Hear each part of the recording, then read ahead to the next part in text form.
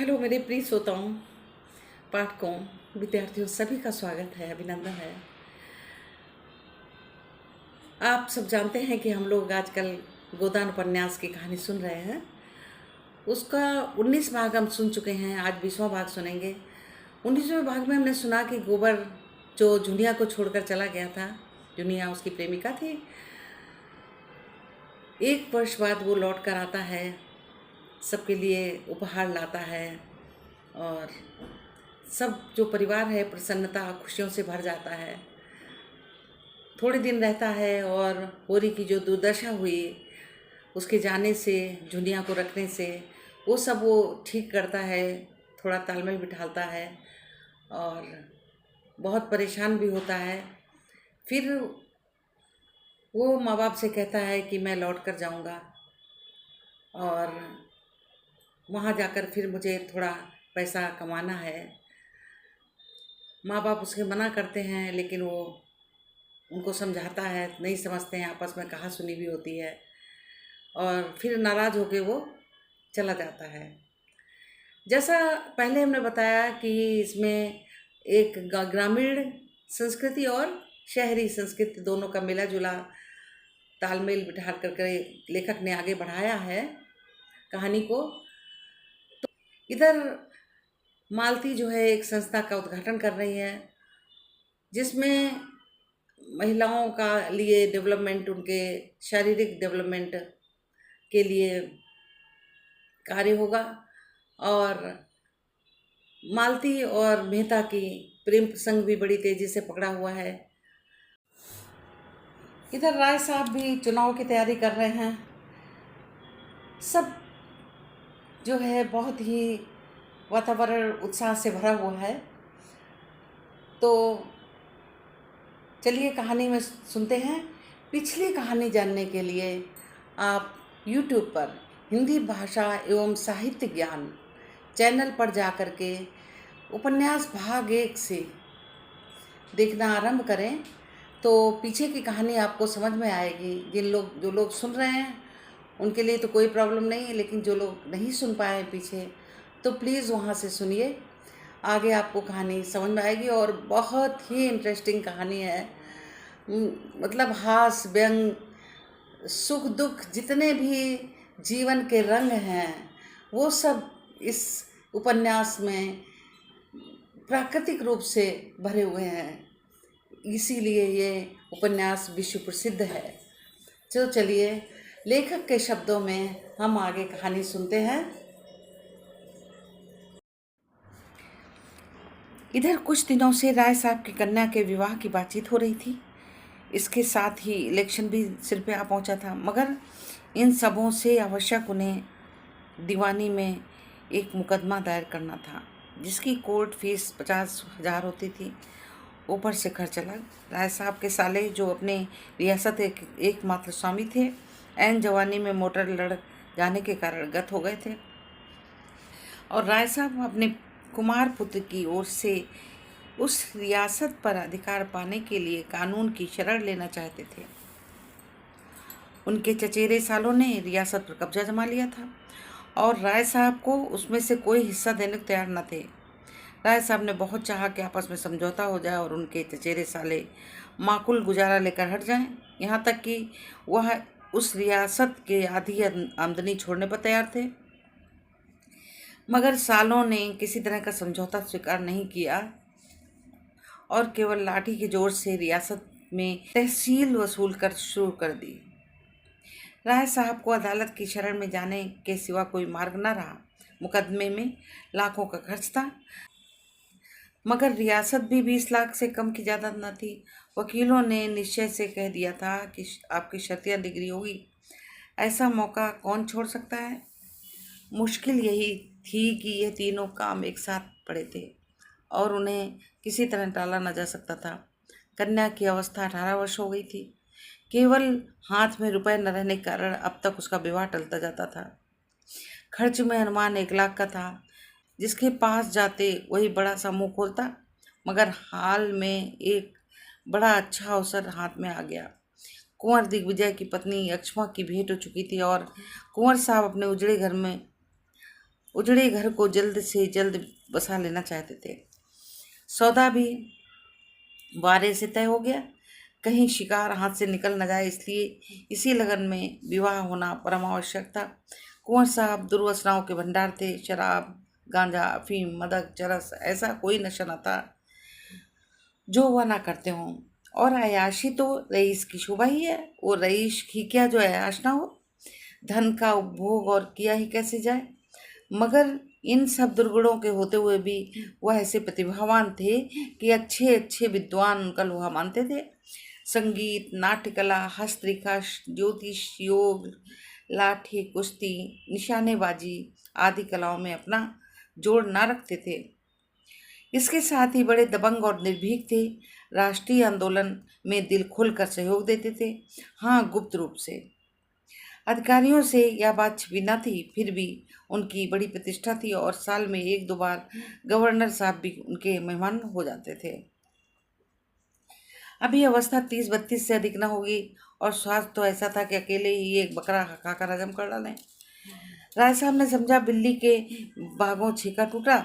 कभी कुंवर साहब सोडसी से निवृत्त भी न हुए थे कि राय साहब ने बातचीत शुरू कर दी। कुंवर साहब के विवाह केवल एक अपना प्रभाव और शक्ति बढ़ाने का साधन था। राय साहब काउंसिल के मेंबर थे ही, यूं भी प्रभावशाली थे। राष्ट्रीय संग्राम में अपने त्याग का परिचय देकर श्रद्धा के पात्र भी बन चुके थे। शादी तय होने से कोई बाधा ना हो सकती थी और तय हो गई। रहा इलेक्शन, ये सोने की हंसिया थी जिसे न उगलते बनता न निगलते। अब तक वह 2 बार निर्वाचित हो चुके थे और दोनों ही बार उन पर 1-1 लाख की चपत पड़ी थी। मगर अब की एक राजा साहब उसी इलाके में खड़े हो गए थे और डंके की चोट पर ऐलान कर दिया था कि चाहे हर एक वोट को 1-1 हजार ही क्यों न देना पड़े, चाहे 50 लाख की रियासत मिट्टी मिल जाए, मगर राय अमरपाल सिंह को काउंसिल में ना जाने दूंगा। उन्हें अधिकारियों ने सहायता का आश्वासन भी दे दिया था। राय साहब विचारशील थे, चतुर थे, अपना नफा नुकसान समझते थे, मगर राजपूत थे और पोतड़ों के रईस थे। वह चुनौती पाकर मैदान में कैसे हट जाएं? तो उनसे सूर्य प्रताप सिंह ने आकर कहा होता, भाई साहब, आप 2 बार काउंसिल में जा चुके हैं, अब की मुझे जाने दीजिए। शायद राय साहब ने उनका स्वागत किया होता। काउंसिल का मोह अब उन्हें न था, लेकिन इस चुनौती के सामने ताल ठोकने के सिवा और कोई राह नहीं थी। एक मसलहत और भी थी। मिस्टर तनखा ने उन्हें विश्वास दिया था कि आप खड़े हो जाएं, पीछे राजा साहब 1 लाख की थैली लेकर बैठ जाइएगा। उन्होंने यहाँ तक कहा था कि राजा साहब बड़ी खुशी से 1 लाख दे देंगे। मेरी उनसे बातचीत हो गई थी, पर अब मालूम हुआ कि राजा साहब राय साहब को परास्त करने के गौरव नहीं छोड़ना चाहते और उसका मुख्य कारण था राय साहब की लड़की की शादी कुंवर साहब से ठीक होना। 2 प्रभावशाली घरानों का संयोग वह अपनी प्रतिष्ठा के लिए हानिकारक समझते थे। उधर राय साहब को ससुराली जायदाद मिलने की भी आशा थी। राजा साहब के पहलू में यह कांटा बुरी तरह खटक रहा था। कहीं वह जायदाद उन्हें मिल गई और कानून राय साहब के पक्ष में था ही, तब तो राजा साहब एक प्रतिद्वंदी खड़ा हो जाएगा। इसलिए उनका धर्म था कि राय साहब को कुचल डालें और उनकी प्रतिष्ठा धूल में मिला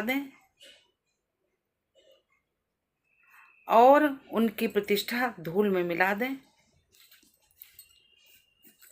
बेचारे राय साहब बड़े संकट में पड़ गए। उन्हें ये संदेह होने लगा था कि केवल अपना मतलब निकालने के लिए मिस्टर तनखा ने उन्हें धोखा दिया। यह खबर मिली थी कि अब वह राजा साहब के पैरोकार हो गए हैं और राय साहब के घाव पर नमक छिड़कना था। उन्होंने कई बार तनखा को बुलाया था, मगर वो या तो घर में मिलते नहीं थे और आने का वादा करके भूल जाते थे। आखिर खुद उनसे मिलने का इरादा करके वह उनके पास पहुंचे। सहयोग से मिस्टर तनखा घर पर मिल गए, मगर राय साहब को पूरे घंटे भर उनकी प्रतीक्षा करनी पड़ी। यह वही मिस्टर तनखा हैं जो राय साहब के द्वार पर एक बार रोज हाजिरी दिया करते थे। आज इतना मिजाज हो गया कि जले बैठे हैं। जो ही मिस्टर तनखा सजे सजाए मुंह में सिगार दबाए कमरे से बाहर आए और हाथ बढ़ाया कि राय साहब ने बम गोला छोड़ दिया। मैं घंटे भर से यहाँ बैठा हुआ हूँ और आप निकलते निकलते अब निकले हैं। मैं इसे अपनी तौहीन समझता हूँ। मिस्टर तनखा ने एक सोफे पर बैठकर निश्चिंत भाव से धुआं उड़ाते हुए कहा, मुझे इसका खेद है। मैं एक जरूरी काम में लगा था। आपको फोन करके मुझसे समय ठीक कर लेना चाहिए था।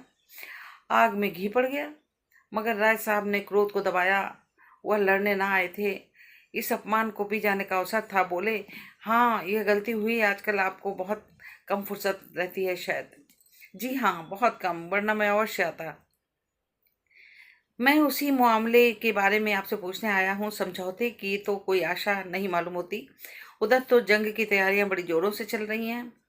राजा साहब को तो आप जानते हैं, झक्कड़ आदमी है पूरे सन की। कोई न कोई धुन उन पर सवार रहती है। आजकल यही धुन है कि राय साहब को नीचा दिखाकर रहेंगे।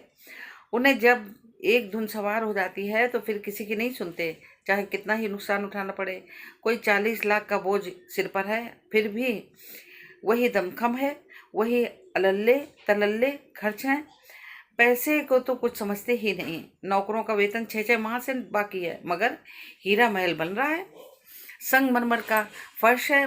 पच्चीकारी ऐसी हो रही कि आंखें नहीं ठहरती। अफसरों के पास रोज डालियां जाती हैं। सुना है कोई अंग्रेज मैनेजर रखने वाले हैं। फिर आपने कैसे कह दिया कि आप कोई समझौता करा देंगे? मुझसे तो कुछ हो सकता है, वो मैंने किया। इसके सिवा मैं और क्या कर सकता था? अगर कोई व्यक्ति अपने 2-4 लाख रुपए फंसाने पर ही तुला हो तो मैं क्या करूं? मेरा क्या बस? राय साहब अब क्रोध न संभाल सके, खासकर जब उन 2-4 लाख रुपए में से 10-20 हजार आपके हत्थे चढ़ने की भी आशा हो। मिस्टर तनखा, आप क्यों दबते?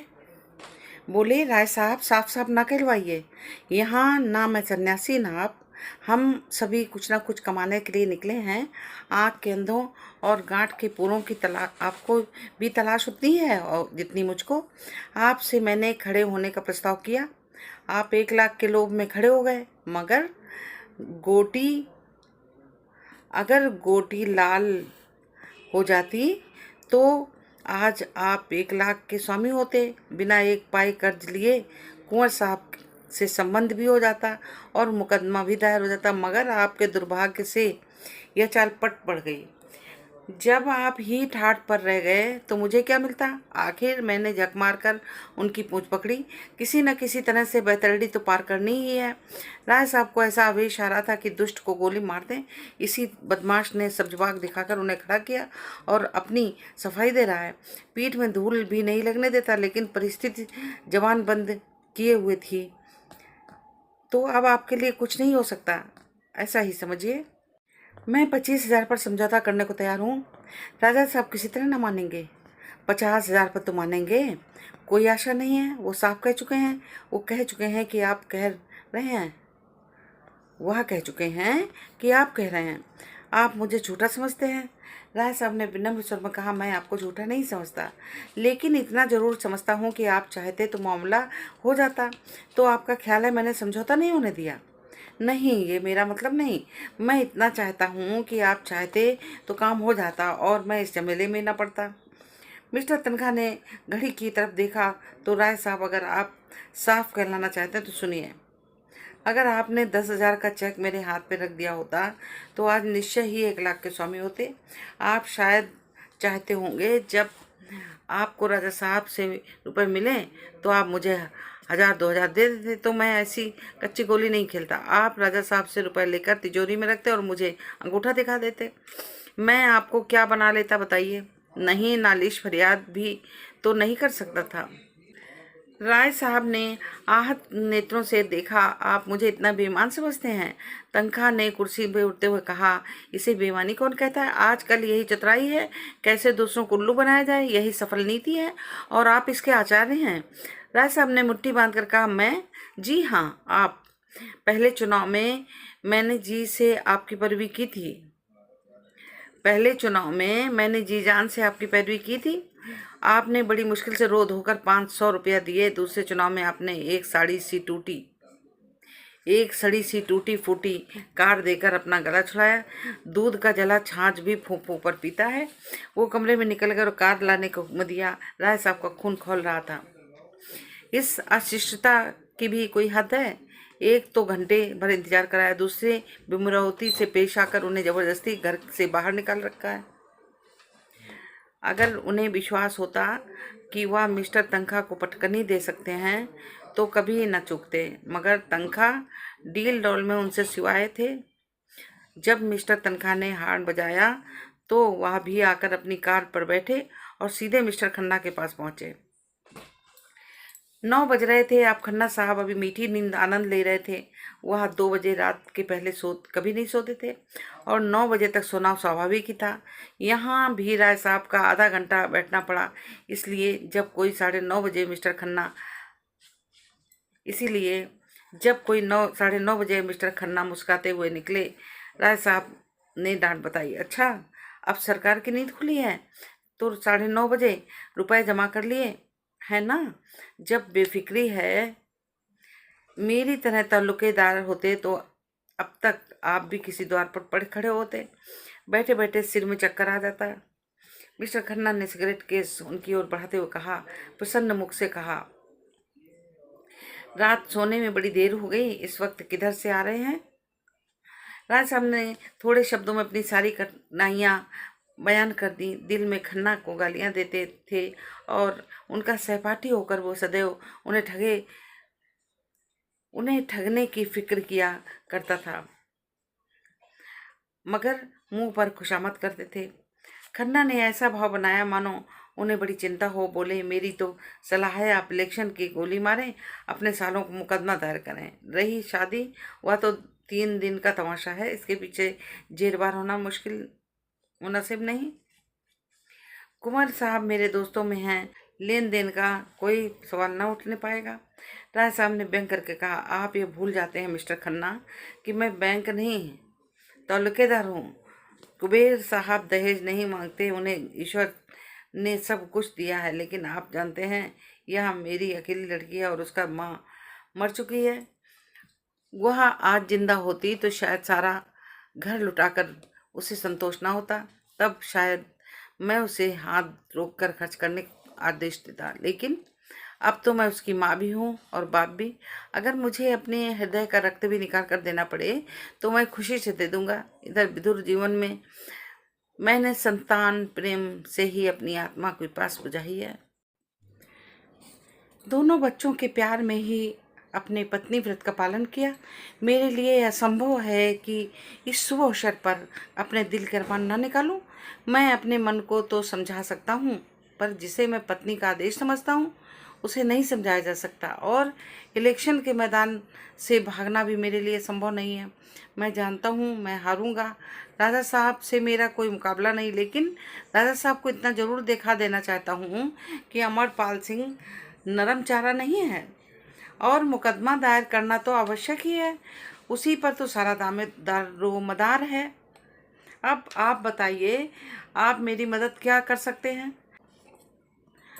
मेरे डायरेक्टरों का इस विषय में जो हुक्म है वह आप जानते ही हैं, और राजा साहब भी हमारे डायरेक्टर हैं, यह भी आपको मालूम ही है। पिछला वसूल करने के लिए बार बार ताकीद हो रही है, कोई नया मामला शायद ही हो सके।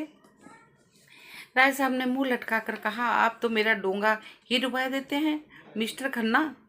मेरे पास जो निज का है वह आपका है, आप लेकिन बैंक के मामले में तो मुझे स्वामियों के आदेशों को मानना ही पड़ेगा। अगर यह जायदाद हाथ गई तो मुझे इसकी पूरी आशा है, तो पाई पाई कर दूंगा। आप बतला सकते हैं इस वक्त आप कितने पानी में हैं। राय साहब ने चकते कहा, 5-6 लाख समझिए, कुछ कम ही होंगे। खन्ना ने अविश्वास के भाव से कहा, या तो आपको याद नहीं या आप छिपा रहे हैं। राय साहब ने जोर देकर कहा, जी नहीं, मैं भूला नहीं हूँ, न छिपा रहा हूँ। मेरी जायदाद इस वक्त कम से कम 50 लाख की है। ससुराल की जायदाद भी इससे कम नहीं है। इतनी जायदाद पर 10-5 लाख का बोझ कुछ नहीं के बराबर है। लेकिन ये आप कैसे कह सकते हैं कि ससुराली जायदाद पर भी कर्ज नहीं है। जहाँ तक मुझे मालूम है वह जायदाद बेदाग है, और मुझे यह सूचना मिली है कि उस जायदाद पर 10 लाख से कम का भार नहीं है। उस जायदाद पर तो अब कुछ मिलने से रहा। आपकी जायदाद पर भी मेरे ख्याल से 10 लाख से कम देना नहीं है। यह जायदाद अब 50 लाख की नहीं है, मुश्किल से 25 लाख की है। इस दशा में आपको बैंक आपका कर्ज नहीं दे सकता। यूँ समझ लीजिए कि आप ज्वालामुखी के मुख पर खड़े हैं। एक हल्की सी ठोकर आपको पाताल में पहुंचा सकती है। आपको इस मौके पर बहुत संभल कर चलना चाहिए।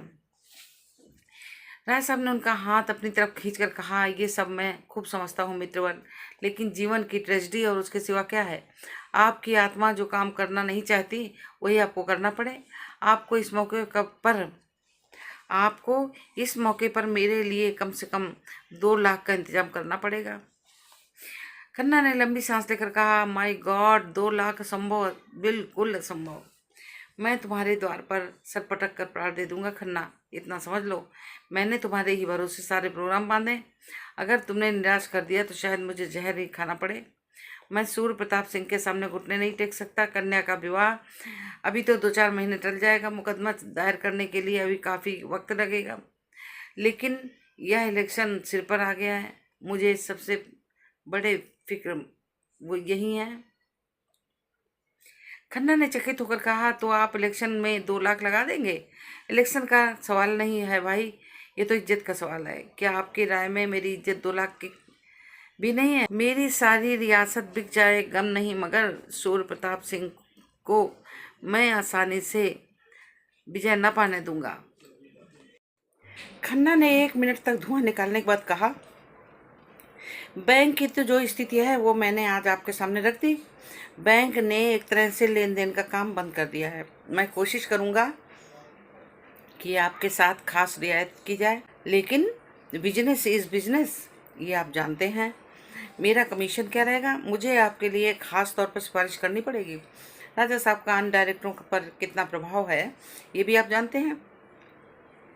मुझे उनके खिलाफ गुटबंदी करनी पड़ेगी। यूँ समझ लीजिए कि मेरी जिम्मेदारी पर ही मामला होगा। राय साहब का मुंह गिर गया। खन्ना उसके अंतरंग मित्रों में से थे, साथ ही पढ़े हुए, साथ ही बैठने वाले, और वह उनसे कमीशन की आशा रखते हैं। कितनी बेमुरब्बती! आखिर वो जितने दिनों से खन्ना की खुशामद करते आते हैं वो किस दिन के लिए? बाग में फल निकले, शाक सब्जी पैदा हो, सबसे पहले खन्ना के पास भेजते हैं। कोई उत्सव हो, जलसा हो, सबसे पहले खन्ना को निमंत्रण देते हैं। उसका यह जवाब है। उदास मन से बोले, आपकी जो इच्छा हो, लेकिन मैं आपको भाई समझता था। खन्ना ने कृतज्ञता के भाव से कहा, यह आपकी कृपा है। मैंने भी सदैव आपको बड़ा भाई समझा और अब भी समझता हूँ। अभी आपसे कोई पर्दा नहीं रखा, लेकिन व्यापार एक दूसरा ही क्षेत्र है। यहाँ कोई किसी का दोस्त नहीं है, कोई किसी का भाई नहीं है। इस तरह से मैं भाई के नाते आपसे ये नहीं कह सकता कि मुझे दूसरों से ज़्यादा कमीशन दीजिए। उसी तरह आपको भी कमीशन की रियायत के लिए आग्रह न करना चाहिए। मैं आपका विश्वास दिलाता हूँ कि मैं जितनी रियायत आपके साथ करता हूँ उतनी करूँगा। कल आप दफ्तर के वक्त आएँ और लिखा पढ़ी कर लें। बस बिजनेस खत्म। आपने कुछ और सुना? मेहता साहब आजकल मालती पर बेतरह रिझे हुए हैं। सारी फिलासफी निकल गई। दिन में 1-2 बार जरूर हाजिरी देते हैं और शाम को अक्सर दोनों साथ साथ सैर करने निकलते हैं। ये तो मेरी शान थी कि कभी मालती के द्वार पर सलामी करने न गया। शायद अब उसी की कसरत निकाल रही है।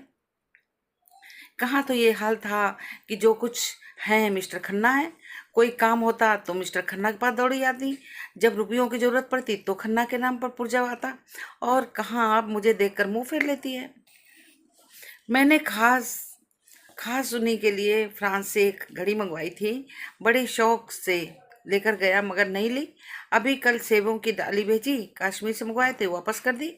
मुझे तो आश्चर्य होता है कि आदमी इतनी जल्दी कैसे बदल जाता है। राय साहब मन में तो उसकी बेकदरी पर खुश हुए, पर सहानुभूति दिखाकर बोले, अगर ये मान लें कि मेहता से उसका प्रेम हो गया तो भी व्यवहार तोड़ने का कोई कारण नहीं है। खन्ना व्यथित स्वर में बोले, यही तो रंज है भाई साहब। यह तो मैं शुरू से जानता था वो मेरे हाथ आ सकती है। मैं आपसे सत्य कहता हूँ, मैं कभी इस धोखे में नहीं रहा कि मालती को मुझसे प्रेम है। प्रेम जैसी चीज उनसे मिल सकती है, इसकी मैंने कभी आशा नहीं की। मैं तो केवल उनके रूप का पुजारी था। सांप में विष है ये जानते हुए भी हम उसे दूध पिलाते हैं। तोते से ज्यादा निष्ठुर जीव और कौन होगा। लेकिन केवल अपने रूप और वाणी पर मुग्ध होकर लोग उसे पालते हैं और सोने के पिंजरे में रखते हैं। मेरे लिए तो मालती उसी तोते के समान थी। अफसोस है कि मैं पहले क्यों न चेत गया। उसके पीछे मैंने अपने हज़ारों रुपए बर्बाद कर दिए भाई साहब। जब उसका रुक्का पहुंचा मैंने तुरंत रुपए भेजे। मेरी कार आज भी उसकी सवारी में है। उसके पीछे मैंने अपना घर चौपट कर दिया भाई साहब। हृदय में जितना रस था वह ऊपर ऊसर की ओर इतने वेग से दौड़ा कि दूसरी तरफ उद्यान बिल्कुल सूखा रह गया। बरसों हो गए मैंने गोविंदी को दिल खोलकर बात नहीं की। उसकी सेवा और स्नेह और त्याग से मुझे उसी तरह रुचि हो गई थी जैसे अजीर्ण के रोगियों को मनोभोग से हो जाती है। मालती मुझे उसी तरह नचाती थी जैसे मदारी बंदर को नचाता है, और मैं खुशी से नाचता था। वह मेरा अपमान करती, मैं खुशी से हंसता था। वह मुझ पर आश्वासन करती थी, मैं सिर झुकाता था। उसने मुझे कभी मुंह नहीं लगाया। मैं स्वीकार करता हूँ उसने मुझे कभी प्रोत्साहन नहीं दिया, ये भी सत्य है। फिर भी मैं पतंगे की भांति उसके मुख दीप पर प्राण देता था, और अब मुझसे शिष्टाचार का व्यवहार भी नहीं कर सकती। लेकिन भाई साहब, मैं कह देता हूँ कि खन्ना चुप बैठने वाला नहीं है। उसके पुर्जे मेरे पास सुरक्षित हैं। मैं उससे एक एक पाई वसूल कर लूँगा, और डॉक्टर मेहता को तो मैं लखनऊ से निकाल कर दम लूँगा। उनका रहना यहाँ असंभव कर दूंगा। इसी वक्त हॉर्न की आवाज़ आई और एक क्षण में मिस्टर मेहता आकर खड़े हो गए। गोरा रंग, स्वास्थ्य की लालिमा गानों पर चमकती थी। नीची अचकन, चूड़ीदार पजामा, सुनहरी ऐनक, एक नज़र में देखने में ही सौम्यता के देवता से लगते थे। खन्ना ने उठकर हाथ मिलाया। आइए मिस्टर मेहता, आप ही का जिक्र हो रहा था। मेहता ने दोनों सज्जनों से हाथ मिलाकर बड़े साहित्य में घर से चला था कि आप दोनों साहबों से एक जगह भेंट हो गई। आपने शायद पत्रों में देखा होगा, यहाँ महिलाओं के लिए व्यायामशाला का आयोजन हो रहा है। मिस मालती उस कमेटी की अब सभानेत्री हैं। अनुमान किया गया है कि शाला में 2 लाख रुपए लगेंगे। नगर में उनकी कितनी ज़रूरत है ये आप लोग जानते हैं। मैं चाहता हूँ आप दोनों साहबों का नाम सबसे ऊपर हो। मिस मालती खुद आने वाली थी, पर आज उनके फादर की तबीयत अच्छी नहीं है, इसलिए ना आ सकी। उन्होंने चंदे की सूची राय साहब के हाथ में रख दी। पहला नाम राजा सूर्य प्रताप सिंह का, जिसके सामने 5,000 रुपये रकम थी। उसके बाद कुंवर दिग्विजय सिंह के 3,000 रुपये थे। उसके बाद कई रकमें इतनी या इससे भी कुछ कम थी। मालती ने 500 रुपये दिए थे और डॉक्टर मेहता ने 1,000 रुपये। राय साहब ने अप्रतिभ होकर कहा, कोई 40,000 तो आप लोगों ने फटकार लिए। मेहता ने गर्व से कहा, ये सब तो आप लोगों की दया है, और ये केवल 3 एक घंटे का परिश्रम है। राजा सूर्य प्रताप सिंह ने शायद ही किसी सार्वजनिक कार्य में भाग लिया हो, पर आज तो उन्होंने बेकहे सुने चेक लिख दिया। देश में जागृति है, जनता किसी भी शुभ काम में सहयोग देने को तैयार। केवल उसे विश्वास होना चाहिए कि उसके दान का सद्व्यय होगा। आपसे तो मुझे बड़ी आशा है मिस्टर खन्ना। खन्ना ने उपेक्षा भाव से कहा, मैं ऐसे फिजूल कामों में नहीं पड़ता। न जाने आप लोग पश्चिम की गुलामी का कहाँ तक जाएंगे। यूं ही महिलाओं को घर से अरुचि हो रही है, व्यायाम की धुनी सवार हो गई तो कहीं की न रहेंगी। और जो औरत घर का काम करती है उसके लिए किसी व्यायाम की जरूरत नहीं। जो घर का कोई काम ही नहीं करती, केवल भोग विलास में रहता है, उसके व्यायाम के लिए चंदा देना मैं अधर्म समझता हूँ। मेहता जरा भी निरुत्साहित न हुए। ऐसी दशा में आपसे कुछ मांगूंगा भी नहीं। जिस आयोजन में हमें विश्वास न हो उसमें किसी तरह की मदद देना वास्तव में अधर्म है। आप तो मिस्टर खन्ना से सहमत नहीं है राय साहब? राय साहब गहरी चिंता में डूबे। सूर्य प्रताप के 5,000 उन्हें हतोत्साहित किए डालते थे। चौंक कर बोले, आपने मुझसे कुछ कहा? मैंने कहा, आप तो इस आयोजन में सहयोग देना अधर्म नहीं समझते। जिस काम में आप शरीक हैं वह धर्म है या अधर्म है, इसकी मैं परवाह नहीं करता। मैं चाहता हूँ आप खुद विचार करें, और अगर आप इस आयोजन को समाज के लिए उपयोगी समझें तो उसमें सहयोग दें। मिस्टर खन्ना की नीति मुझे बहुत पसंद आई। खन्ना बोले, मैं तो साफ कहता हूँ इसीलिए बदनाम हूँ। राय साहब ने दुर्बल मुस्कान के साथ कहा, इसमें विचार करने की शक्ति नहीं, सज्जनों के पीछे चलना ही मैं अपना धर्म समझता हूँ। तो लिखिए कोई अच्छी रकम।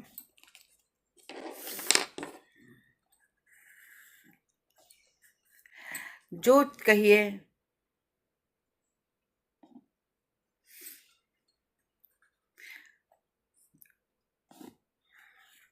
तो लिखिए कोई अच्छी रकम, जो कहिए वो लिख दूं। जो आपकी इच्छा, आप जो कहिए वह लिख दूं। तो 2000 से कम क्या लिखिएगा। राय साहब ने आहत स्वर में कहा, आपकी निगाह में मेरी हैसियत है। उन्होंने कलम उठाया और अपना नाम लिखकर सामने 5000 लिख दिए। मेहता ने सूची उनके हाथ में ले ली, मगर उन्हें इतनी ग्लानि हुई, राय साहब को धन्यवाद देना भी भूल गए। राय साहब को चंदे की सूची दिखाकर उन्होंने बड़ा अनर्थ किया। यह शूल उन्हें व्यथित करने लगा। मिस्टर खन्ना ने राय साहब को दया और उपहास की दृष्टि से देखा, मानो वो कह रहे हो, कितने बड़े गधे हो तुम। सहसा मेहता राय साहब के गले लिपट गए और उन्मुक्त कंठ में बोले, 3 चीयर्स फॉर राय साहब, हे पे फुर्रे। खन्ना ने खिसिया कर कहा, ये लोग तो राजे महाराजे ठहरे, यह इन कामों में दान न दें तो कौन दे। मेहता बोले, मैं तो आपको राजाओं का राजा समझता हूँ, आप उन पर शासन करते हैं, उनकी चोटी आपके हाथ में है। राय साहब प्रसन्न हो गए। यह आपने बड़े मार्ग की बात कही मेहता जी, हम नाम के राजा हैं, असली राजा तो हमारे बैंकर हैं। मेहता ने खन्ना की खुशामद का पहलू अख्तियार किया। मुझे आपसे कोई शिकायत नहीं खन्ना जी, आप अभी इस काम में नहीं शरीक होना चाहते ना सही, लेकिन कभी ना कभी जरूर हो आएंगे। लक्ष्मीपतियों की बदौलत ही हमारी बड़ी बड़ी संस्थाएं चलती हैं। राष्ट्रीय आंदोलन को 2-3 साल तक किसने इतनी धूमधाम से चलाया? इतनी धर्मशाले पाठशाले कौन बनवा रहा है? आज संसार का शासन सूत्र बैंकरों के हाथ में है, सरकारें उनके हाथ का खिलौना है। मैं भी आपसे निराश नहीं हूँ। जो व्यक्ति राष्ट्र के लिए जेल जा सकता है, उसके लिए 2-4 हजार खर्च कर देना कोई बड़ी बात नहीं है। हमने तय किया, इस साल का बुनियादी पत्थर गोविंदी देवी के हाथों रखा जाए। हम दोनों शीघ्र ही गवर्नर साहब से मिलेंगे और मुझे विश्वास है कि हमें उनकी सहायता मिल जाएगी। लेडी विल्सन की महिला आंदोलन से कितना प्रेम है आप जानते हैं। राजा साहब की और अन्य सज्जनों की भी राय थी कि लेडी विल्सन से ही बुनियाद रखवाई जाए, लेकिन अंत में यह निश्चय हुआ कि यह शुभ कार्य अपनी बहन के हाथों से होना चाहिए। आप कम से कम उस अवसर पर आएंगे जरूर। खन्ना ने उपहास किया, हाँ लॉर्ड विल्सन आएंगे तो मेरा पहुंचना जरूरी है। इस तरह आप बहुत रईसों को फांस लेंगे। आप लोगों को झटके लटके खूब सोचते हैं, और हमारे रईस हैं भी इस लायक, उन्हें उल्लू बनाकर मोड़ा जा सकता है।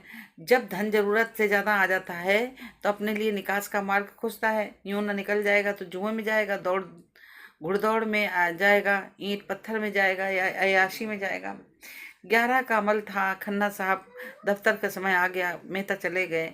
राय साहब भी उठे और खन्ना ने उनको हाथ पकड़ कर बैठा लिया। नहीं, आप जरा बैठिए, आप देख रहे हैं मेहता ने मुझे इस बुरी तरह फूका है कि निकलने को भी कोई रास्ता नहीं है। गोविंदी से बुनियाद का पत्थर रखवाएंगे, ऐसी दशा में मेरा अलग रहना हास्यास्पद है ना। गोविंदी कैसे राजी हो गई, मेरी समझ में नहीं आता, और मालती ने कैसे उसे सहन कर लिया, ये समझना और भी कठिन है। आपका क्या ख्याल है, इसमें कोई रहस्य है या नहीं? राय साहब ने आत्मीयता जताई, ऐसे मामले में स्त्री की को हमेशा पुरुष से सलाह ले लेनी चाहिए। खन्ना ने राय साहब को धन्यवाद की आंखों से देखा। इन्हीं बातों पर गोविंदी से मेरा जी जलता है और उस पर मुझे को लोग बुरा कहते हैं। आप ही सोचिए, मुझे इन झगड़ों से क्या मतलब। उनमें तो वह पढ़े जिसके पास फालतू रुपए हों, फालतू समय हो, नाम की हवस हो। होना यही है कि 2-4 महाशय सेक्रेटरी और अंडर सेक्रेटरी और प्रधान उप प्रधान बनकर अफसरों को दावत देंगे, उनके कृपा पात्र बनेंगे और यूनिवर्सिटी की छोकरियों को जमा करके बिहार करेंगे। व्यायाम तो केवल दिखाने के लिए दांत हैं। ऐसी संस्था में हमेशा यही होता है और यही होगा। उल्लू बनेंगे और हम हमारे भाई जो धनी कहलाते हैं, ये सब गोविंदी के कारण। वह एक बार कुर्सी छूटे बैठ गए। गोविंदी के प्रति उनका क्रोध प्रचंड हो गया था। उन्होंने दोनों हाथ सिर पर संभाल कर कहा, मैं नहीं समझता मुझे क्या करना चाहिए। राय साहब ने ठुकुर सुहाती की, कुछ नहीं, आप गोविंदी देवी से साफ कह दें, तुम मेहता की इनकारी खत लिख दो, छुट्टी हुई। मैं तो लॉक डॉट में फंस गया। आप क्यों फंसे? खन्ना ने एक क्षण इस प्रस्ताव पर विचार करके कहा, लेकिन सोचिए कितना मुश्किल काम है। लेडी विल्सन से इसका जिक्र हो चुका होगा, सारे शहर में खबर फैल गई होगी और शायद आज पत्रों में भी निकल गया होगा। वह यह मालती की शरारत है, उसी ने मुझे जिच करने का यह ढंग निकाला है। हाँ, मालूम तो यही होता है। वह मुझे जलील करना चाहती है। आप शिलान्यास के दिन बाहर चले जाइएगा। मुश्किल है राय साहब, कहीं मुंह दिखाने की जगह ना रहेगी। उस दिन तो मुझे हैजा भी हो जाए तो भी जाना पड़ेगा।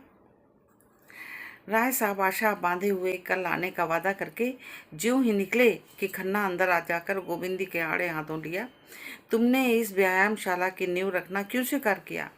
गोविंदी कैसे कहे कि यह सम्मान पाकर वह मन में कितनी प्रसन्न हो रही है।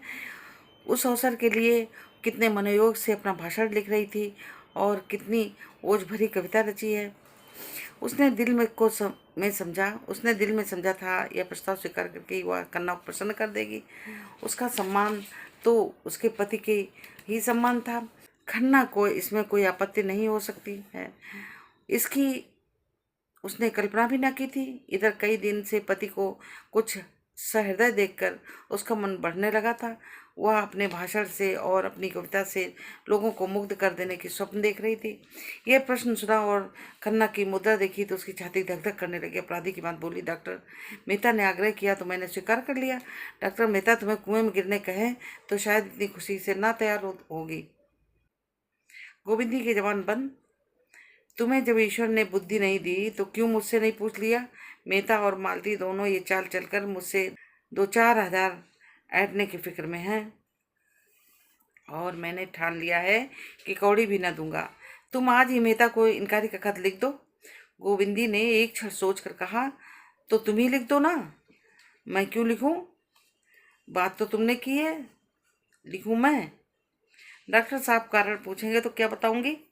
बताना अपना सिर और क्या।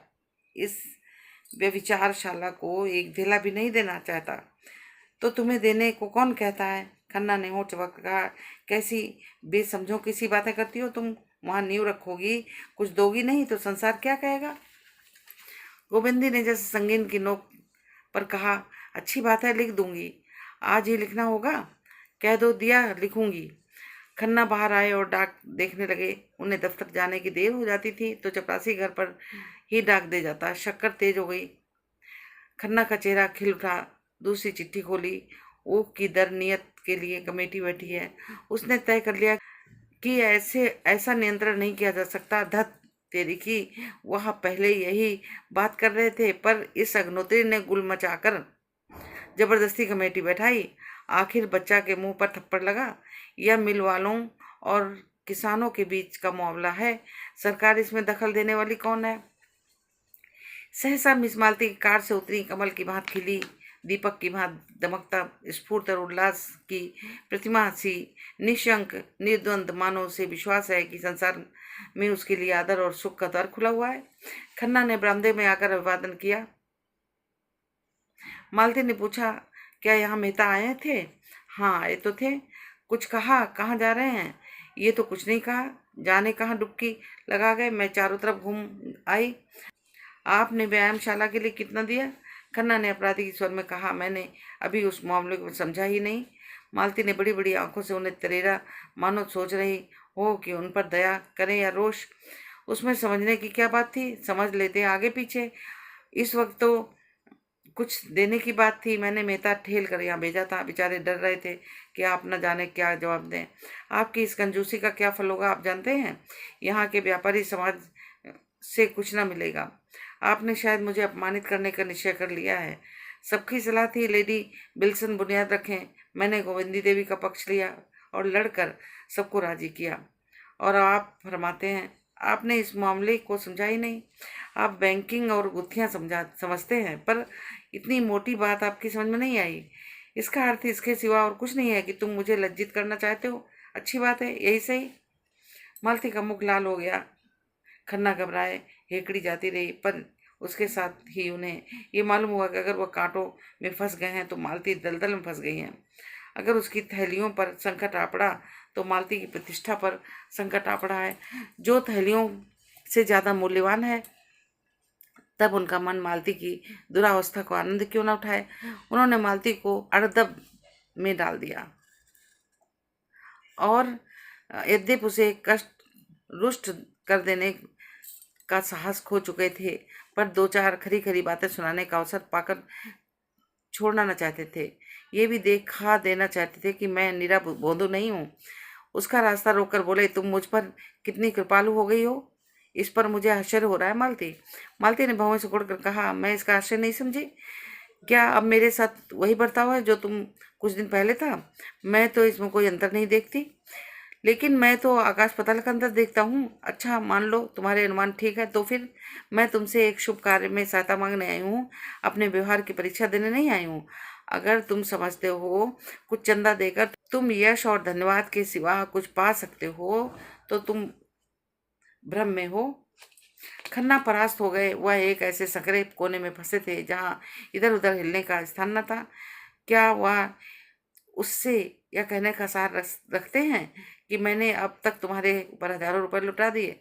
क्या उसका यही पुरस्कार है? लज्जा से उनका मुंह छोटा सा निकल आया था, जैसे सिकुड़ गया हो। झेपते हुए बोले, मेरा आशय ये न था मालती, तुम बिल्कुल गलत समझी। मालती ने परिहास स्वर में कहा, खुदा करे मैं गलत समझा हो, क्योंकि अगर मैं उसे सच समझ लूंगी तो तुम्हारे साय से भी भागूंगी। मैं रूपवती हूँ, तुम भी मेरे अनेक चाहने वालों में से एक हो। वह मेरा कृपा थी कि जहाँ मैं औरों के उपहार लौटा देती थी, तुम्हारे सामान्य से सामान्य चीजें धन्यवाद के साथ स्वीकार कर लेती थी और जरूरत पड़ने पर तुमसे रुपए भी मांग लेती थी। अगर तुमने अपने धन्योन्माद में इसका कोई दूसरा अर्थ निकाल दिया तो मैं तुम्हें क्षमा नहीं करूंगी। ये पुरुष प्रकृति है, उसे अपवाद नहीं कहा जा सकता। मगर यह समझ लो कि धन ने आज तक कभी किसी नारी का हृदय पर विजय नहीं पाई और न कभी पाएगा। खन्ना एक एक शब्द पर मानो गज गज के नीचे धंसते जाते थे और अब और ज्यादा चोट सहने की उनमें जीवट न था। लज्जित होकर बोले, मालती तुम्हारे पैरों पड़ता हूँ, अब और जलील न करो, और कुछ न सही तो मित्र भाव तो बना रहने दो। वह कहते हुए उन्होंने दराज से चेक बुक निकाली और 1,000 लिखकर डरते डरते मालती की ओर बढ़ाया। मालती ने चेक लेकर निर्दयी व्यंग किया, यह मेरे व्यवहार का मूल्य है या व्यायामशाला का चंदा? खन्ना सजल आंखों से बोले, अब मेरी जान बख्शो मालती, क्यों मेरे मुंह में कालिक पोत रही हो? मालती ने जोड़ कह कहा, मारो देखो, डांट बताई और 1,000 रुपये भी वसूल किए। अब तो तुम कभी ऐसी शरारत ना करोगे? कभी नहीं जीते जी, कभी नहीं। कान पकड़ो। कान पकड़ता हूँ, मगर अब तुम दया करके जाओ, मुझे एकांत में बैठकर सोचने और रोने दो। तुमने आज मेरे जीवन का सारा आनंद। मालती और जोर से हंसी। देखो, तुम मेरा अपमान कर रहे हो और तुम जानते हो कि रूप अपमान नहीं सह सकता। मैंने तो तुम्हारे साथ भलाई की और तुम उसे बुराई समझ रहे हो। खन्ना विद्रोह भरी आंखों से देखकर बोले, तुमने मेरा तुमने मेरे साथ भलाई की है या उल्टी छुरी से मेरा गला रहता है? क्यों? मैं तुम्हें लूट लूट कर अपना घर भर रही थी, तुम उस लूट से बच गए। क्यों घाव पर नमक छिड़क रही हो मालती? मैं भी आदमी हूँ।